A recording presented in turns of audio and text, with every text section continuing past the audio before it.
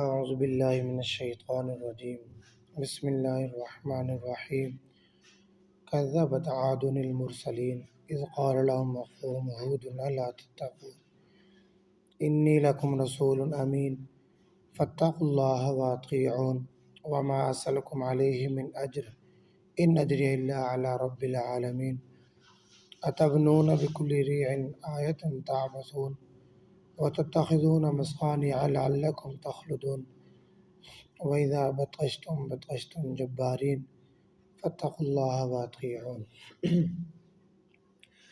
جھٹلایا قوم عاد نے پیغمبروں کو جب کہا ان کو ان کے بھائی ہود علیہ السلام نے الا تتقون، کیا تم بچتے نہیں ہو کفر سے، شرک سے؟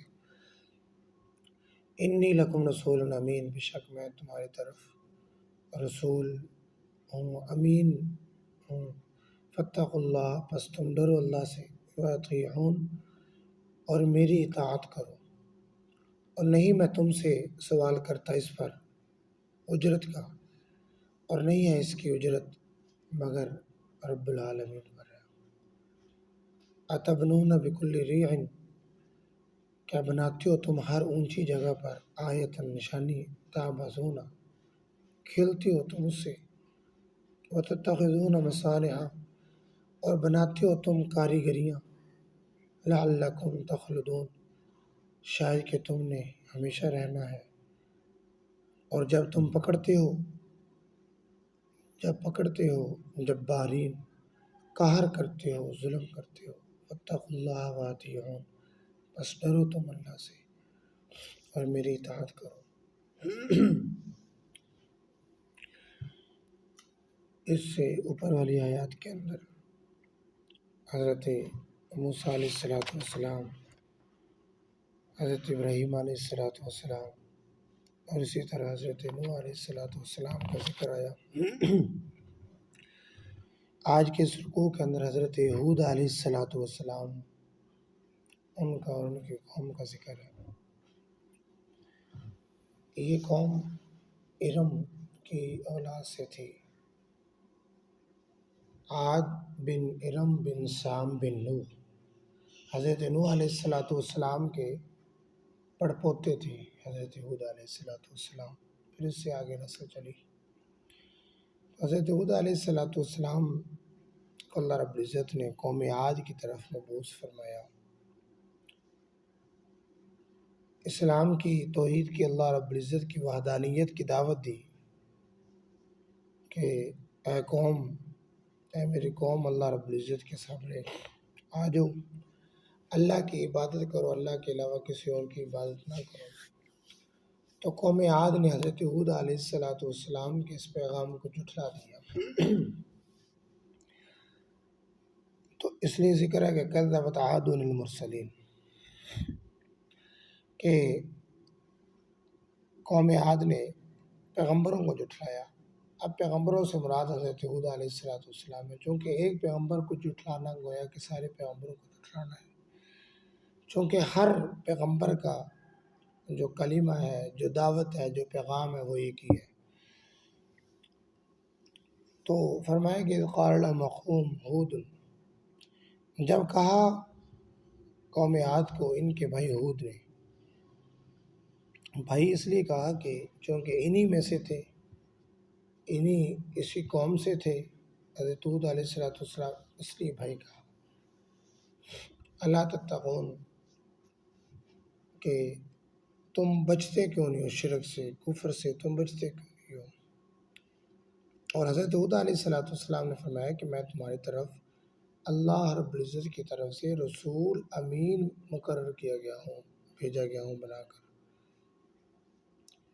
اور اس پر پھر میں تم سے کوئی اجرت بھی نہیں مانگتا، جو میں تمہیں اسلام کی، توحید کی طرف دعوت دے رہا ہوں، اس پر تم سے کوئی مزدوری نہیں مانگتا کہ میں تمہیں اسلام کی طرف بلا رہا ہوں، اسلام کی دعوت دے رہا ہوں، لہذا تم میرا خرچ اٹھاؤ، نہیں، ایسا نہیں ہے۔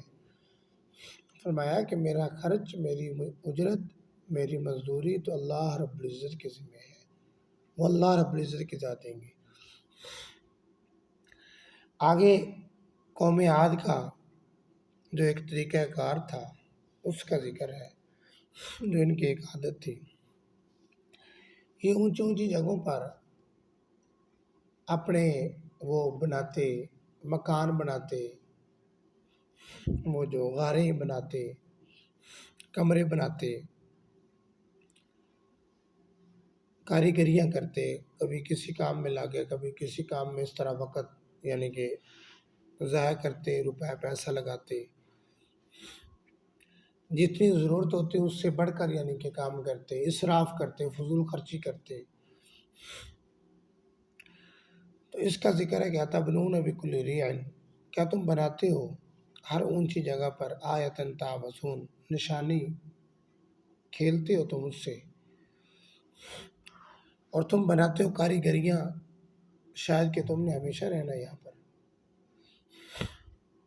تفسیر مظہری کے اندر ہے، نبی اکرم صلی اللہ علیہ وسلم نے فرمایا جب اللہ رب العزت کسی بندے کے ساتھ برائی کا ارادہ کرتا ہے تو اللہ رب العزت اس کے پیسے کو مٹی اور گارے میں لگا دیتا ہے. کیا مطلب؟ جب اللہ رب العزت کسی بندے کو دھتکارتا ہے، اس کے جو روپے پیسے اکٹھے کیے ہوتے ہیں اس کو اللہ رب العزت عمارت کے اندر لگوا دیتے ہیں. اب دوسری حدیث کے اندر اللہ کے نبی صلی اللہ علیہ وسلم نے فرمایا کہ ہر صاحب مکان بنانے والا، اس کے لیے وہ مکان باعث وبال ہے سوائے اس کے جو اس کی ضرورت ہے. کیا مطلب؟ اگر کسی بندے کے پاس 4 یا 6 یا 8 مکان ہے، ایک دو تو بطور ضرورت ہے جہاں پر اس کی ضرورت پوری ہو رہی ہے، جو باقی ہیں وہ خالی پڑے ہیں، اس کو کسی طریقہ کار کے اندر نہیں لاتا، کسی ضرورت میں وہ استعمال نہیں کر رہا، اور بنوائے بھی اس نے خود ہے شوق سے، تو اب یقیناً اس کے لیے وہ وبال جان ہے. آخرت کے اندر تو ہے ہی، اس دنیا کے اندر بھی وبال جان ہے اس کے لیے. یہ بات تو اٹل ہے، حقیقت ہے کہ ہر انسان نے جو جہاں پر وہ خرچ کرے گا اس کا حساب تو دینا ہی ہے، اس کے اندر تو وہ نہیں ہے. باقی یہ کہنا رسول اللہ صلی اللہ علیہ وآلہ وسلم کا کہ ہر صاحب مکان کے لیے اس کا مکان وبال ہے سوائے اس کے جو اس کی ضرورت ہے، اس کے اندر بھی 100% حقیقت سچ ہے کہ آپ صلی اللہ علیہ وسلم کا فرمانا اس کے اندر کسی قسم کا کوئی جھوٹ نہیں ہے.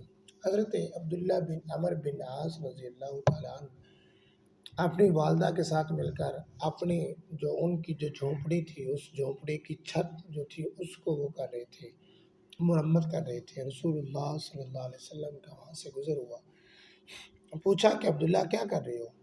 فرمایا یا رسول اللہ اپنی جھونپڑی کی چھت جو اسے درست کر رہا ہوں، اس کی مرمت کر رہا ہوں. تو نبی اکرم صلی اللہ علیہ وآلہ وسلم نے فرمایا زندگی کا کیا پتہ، جھونپڑی کھڑی رہے اور اے عبداللہ تو اس دنیا سے چلا جائے. وہ جھونپڑی تھی، وہ بڑے بڑے لینٹر اور بڑے بڑے مکان نہیں. اب اس سے ہمیں یہ پتہ چلتا ہے کہ ہم اس دنیا کے اندر تو محض صرف اللہ رب العزت کو راضی کرنے کے لیے، اللہ رب العزت کی عبادت کرنے کے لیے آئے ہیں، ہمارا یہ اصل مقصد ہے. باقی رہائش، کھانا، روزی روٹی، کھیتی باڑی، کاروبار، دکان سب ایک ضرورت ہے، بس اسے ضرورت کے تحت ہم استعمال کر سکتے ہیں، ضرورت کی حد تک ہم اپنا وقت وہاں پر لگا سکتے ہیں، لیکن اسے مقصد سمجھ کر اور سب کچھ سمجھ کر ہم اس کے اندر اپنے آپ کو کھپا دیں، اس کی اسلام کے اندر گنجائش نہیں ہے. ہاں یہ ساری کی ساری چیزیں ہیں انسان کی ضرورت، اس لیے تاکہ نماز پڑھنا آسان ہو جائے، تاکہ نیکی کرنا آسان ہو جائے، تاکہ اللہ رب العزت کی عبادت آسان ہو جائے، تاکہ غریب کی مدد آسان ہو جائے، تاکہ رشتہ داروں کی ساتھ صلہ رحمی آسان ہو جائے. یہ ساری کی ساری جو ضروریات ہیں، جو وسائل ہیں، یہ اس لیے تاکہ دین آسان ہو جائے، اللہ رب العزت کی عبادت آسان ہو جائے. یہ اصل مقصد ہے. باقی یہ نہیں کہ لمبی لمبی پلاننگیں بنا کر 50 سالوں کی، 60 70 100 سالوں کی پلاننگیں بنا کر ایک ہی مرتبہ وہ اس طرح کی عمارتیں کھڑی کرنا، یہ دنیا کے اندر آنے کا مقصد نہیں ہے۔ پھر آگے ذکر ہے اس قوم کا کہ یہ قوم بڑی ظالم قوم تھی۔ یہ قوم عمان، نجران، حضرموت اور ان علاقوں کے درمیان یہ قوم آباد تھی۔ جو اس قوم کا جو علاقہ تھا وہ ایک مخصوص تھا۔ دائیں بائیں کے جو لوگ تھے وہ عام لوگ تھے، اور یہ جو لوگ تھے بڑے قدآور، بڑے بڑے لمبے ان کے قد، قومیات جو تھی یہ اتنے مضبوط تھے اور اتنے ظالم تھے کہ کسی کو سر سے پکڑتے تھے نا تو اس کا بھیجا نکال دیتے تھے، یہ اتنا ظلم کرتے تھے اور لوگوں کی پسلیاں توڑ دیتے تھے۔ بڑے قدآور اور بڑے طاقتور لوگ تھے، تو اس کا ذکر ہے وَإِذَا بَطَشْتُمْ بَطَشْتُمْ جَبَّارِينَ۔ اور جب تم پکڑتے ہو جبارین تو قہر کرتے ہو، تم ظلم کرتے ہو۔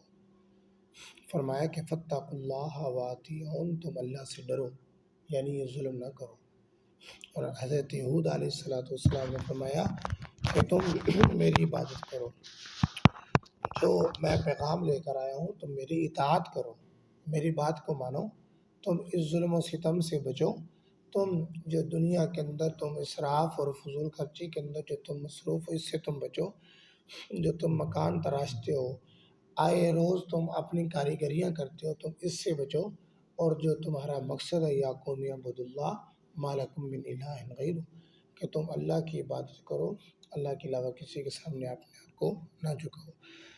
باقی اس قوم کے اوپر جو